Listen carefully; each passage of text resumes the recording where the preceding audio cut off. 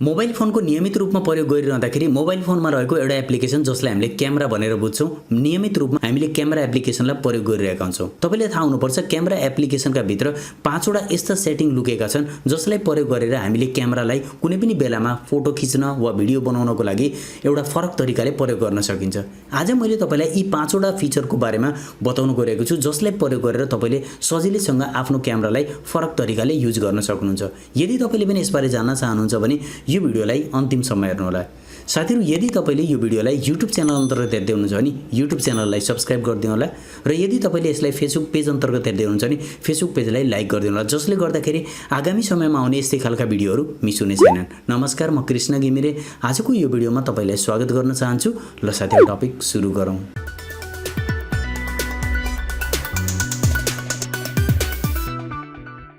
अगाडि बढ्नुभन्दा पहिले प्लिज यो भिडियोलाई लाइक गरिदिनु होला। अब क्यामेराका भित्र रहेका यी 5 वटा सेटिङ जान्नको लागि हामी आफ्नो मोबाइलतर्फ लाग्नुपर्ने हुन्छ। अब लागौँ मोबाइलतर्फ र जानौँ यी सम्पूर्ण फिचरहरू के हुन्। हेर्न सक्नुहुन्छ, हामी आफ्नो मोबाइलमा आइसकेका छौँ। अब मोबाइलमा तपाईले आफ्नो मोबाइलमा रहेको क्यामेरालाई अन गर्नु होला। क्यामेरा अन गरिसकेपछि हेर्न सक्नुहुन्छ क्यामेराले फोकस गरिसकेको छ। अब हामीले 3टा धर्कामा जानुपर्ने हुन्छ। माथि हेर्न सक्नुहुन्छ 3टा धर्कामा जानु होला। यहाँ गइसकेपछि साथीहरु यतापट्टि हेर्न सक्नुहुन्छ सेटिङ भन्ने अप्सन रहेको हुन्छ, यसमा जानु होला। सेटिङमा गइसकेपछि सबभन्दा माथि हेर्न सक्नुहुन्छ सेभ लोकेसन इन्फर्मेसन। यो क्यामेराको पहिलो सेटिङ हो साथीहरु। यसलाई हामीले अन गर्दियौं भने अब मैले ब्याक आएर तपाईलाई देखाउन चाहन्छु।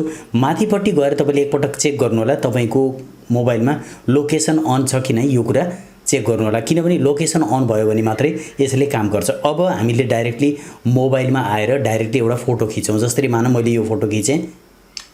अब फोटो खिचेपछि जस्ट हामी यसमा जाँदाखेरि जब यसको प्रोपर्टिजमा जान्छौँ, हामी यसमा टच गरेर यसमा यहाँ गएर यसको डिटेल्समा जान्छौँ, यसको लोकेसन पनि यहाँ सेभ भएको हुन्छ। यतापट्टि हेर्न सक्नुहुन्छ लोकल पाथ भनेको छ लोकेसन, ई हाइवे बाणगंगा नेपाल भनेर लेखेको छ। हेर्न सक्नुहुन्छ यस्तो तरिकाबाट हामीले कुनै पनि बेलामा आफ्नो मोबाइलमा कुनै फोटोलाई खिच्यो भने त्यो फोटोको इन्फर्मेसन यो कुन ठाउँमा खिचेको रहेछ यो सम्पूर्ण इन्फर्मेसन यहाँ सेभ भएर बसेको हुन्छ। त्यही भएर यदि तपाईको मोबाइलमा यो सेटिङ अन छैन भने यो सेटिङलाई अन गरिदिनु होला। सेटिङ मन पर्यो भने साथीहरु भिडियोलाई लाइक गर्नु होला।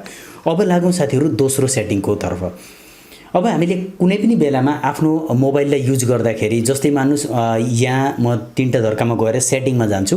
सेटिङमा गइसकेपछि हामी मध्येबाट धेरै जसोको मोबाइलमा वाटरमार्क अन रहेको हुन्छ। यस्तो केसमा के हुन्छ भने जब हामीले एउटा फोटो क्याप्चर गर्छौं, अब मैले यो फोटो क्याप्चर गरे, यहाँ क्याप्चर गर्दा बित्तिकै अब म यहाँ जाँदा बित्तिकै हेर्न सक्नुहुन्छ यहाँ भनेको छ पोको फोन शूट अन पोको फोन F1 भनेर कति गते शूट भएको सम्पूर्ण कुरा लेखेको हुन्छ। तर यसभन्दा पहिलेको फोटोमा भने लेखेको थिएन। भनेपछि यदि तपाईले आफ्नो मोबाइलमा वाटरमार्कलाई हटाउन चाहनुहुन्छ भने 3टा धर्कामा टच गरेर सेटिङमा जानु होला र यतापट्टि वाटरमार्कलाई अफ गरिदिनु होला।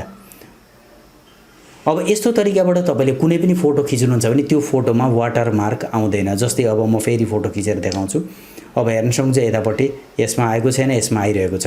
हो यस्तो तरिकाबाट तपाईले आफ्नो मोबाइलमा रहेको कुनै पनि वाटरमार्कलाई हटाउन सक्नुहुन्छ। मैले देखिरहेको हुन्छु सोशल मिडियामा साथीहरुले फोटो शेयर गर्नुहुन्छ र त्यहाँ तलपट्टि लेखेको हुन्छ Redmi 8 Pro बाट खिचेको भनेर लेखिरहेको हुन्छ। त्यसरी तपाईले आफ्नो मोबाइलको आइडेन्टिफिकेसन नदिदा पनि हुन्छ, वाटरमार्कलाई अफ गरिदिन सक्नुहुन्छ। यो थियो दोस्रो सेटिङ। अब तेस्रो सेटिङको बारेमा जानौं। यदि मानुस तपाईले कुनै फोटो खिच्नुहुन्छ भने यहाँ टच गरेर हामीले फोकस गर्छौं। तर टच गरेर हामीले फोकस मात्रै गर्न सकिन्छ कुनै पनि एरियालाई। तर टच गरेर हामीले टच र फोकस गरेर डाइरेक्टली इमेजलाई पनि क्याप्चर गर्न सकिन्छ। त्यसको लागि 3टा धर्कामा जानु होला, सेटिङमा जानु होला।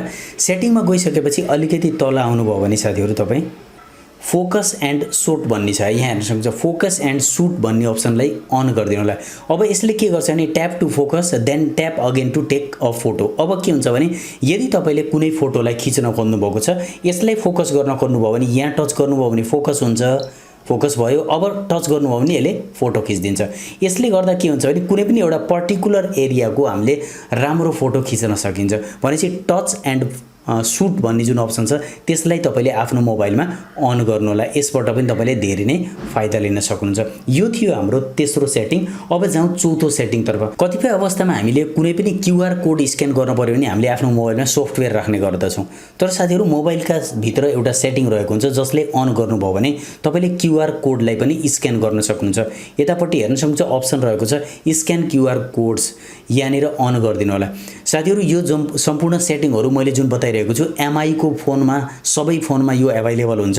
यदि तपाईको अरु कुनै फोन छ भने यसमध्येबाट कतिपय सेटिङ अवेलेबल नहुन पनि सक्छ। त्यसैले गर्दा एमआई को फोन हो भने ढुक्कसँग छ, नत्र भने एकचोटी ट्राई गर्नु होला। तपाईकोमा पनि यो फिचर रहेको रहेछ भने एकदमै राम्रो भयो। अब स्क्यान क्यूआर कोडमा सेट गरेपछि ब्याक जानु होला। अब तपाईको क्यामेराले कुनै पनि बेलामा फोटो मोडमा राख्नु भएको छ भने स्क्यान गर्नेछ क्यूआर कोडलाई पनि। जस्तै मैले पछाडीपट्टि रहेको डब्बामा एउटा क्यूआर कोड छ, यहाँ तलपट्टि देखाउन चाहन्छु साथीहरु। यहाँ हेर्न सक्नुहुन्छ, यहाँ आएको छ भ्यू क्यूआर डिटेल। हेर्न सक्नुहुन्छ भनेको छ भ्यू क्यूआर डिटेल भनेको छ। मैले यतापट्टि लिएर जाँदाखेरि यहाँ अप्सन आएको हुन्छ, यसमा टच गरिदिनु भयो भने अटोमेटिकली क्यूआर स्क्यान गरिदिन्छ। अनि गो टु वेबसाइट गरेर तपाईले यो प्रोडक्ट के हो यसको बारेमा जानकारी लिन सक्नुहुन्छ डाइरेक्टली। भनेपछि यस्तो तरिकाबाट हामीले क्यूआर स्क्यान गरेर पनि यो क्यामेरामा कुनै पनि बेलामा क्यामेरामा स्क्यानरलाई युज गर्नुभयो क्यूआर स्क्यानरलाई भने त्यसको थ्रु कुनै पनि प्रोडक्टलाई हामीले क्यूआर स्क्यान गरेर त्यसको डिटेल हेर्न सकिन्छ। यहाँ हेर्न सक्नुहुन्छ बोया कम्पनीको, यहाँ हेर्न सक्नुहुन्छ यही देखाइरहेको छ। यस्तो तरिकाबाट हामीले सजिलैसँग यो फंक्सनलाई पनि युज गर्न सकिन्छ। अब साथीहरु अन्तिम रहेको छ एकदमै महत्त्वपूर्ण, क्यामेरामा जानु होला।